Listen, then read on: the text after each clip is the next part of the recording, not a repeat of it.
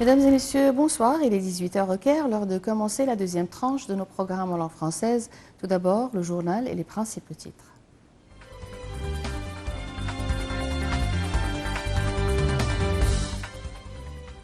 Le président Abdel Fattah el-Sisi félicite son homologue russe Vladimir Poutine pour sa réélection pour un nouveau mandat, reflétant la confiance du peuple russe.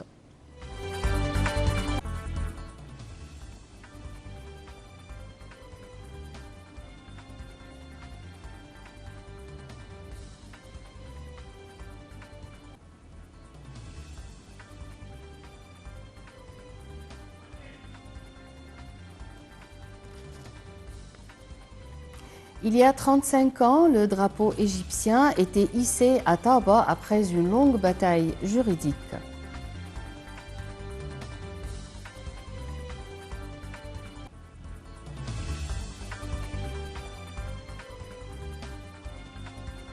Et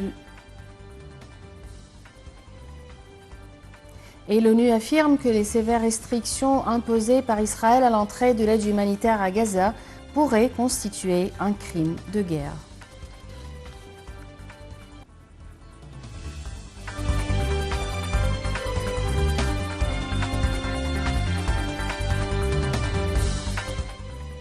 Les informations en détail. Le président Abdel Fattah el-Sisi a félicité son homologue russe Vladimir Poutine pour sa réélection pour un nouveau mandat reflétant la confiance du peuple russe.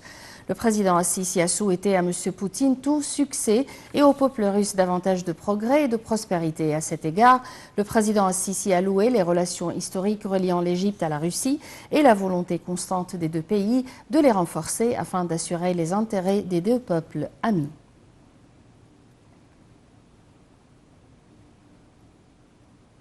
Le Conseil des ministres a entamé ce matin sa réunion hebdomadaire sous la présidence du Premier ministre Mostafa Madbouli au siège du gouvernement dans la nouvelle capitale administrative. M. Madbouli a examiné un certain nombre de questions politiques, économiques et sociales, ainsi que les derniers développements sur la scène internationale.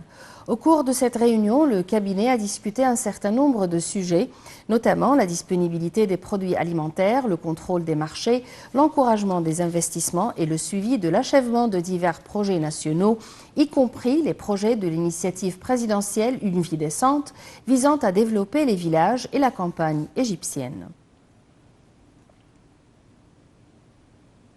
Il y a 35 ans, le drapeau égyptien était hissé à Taba après une longue bataille juridique, une leçon de l'histoire pour les générations à venir.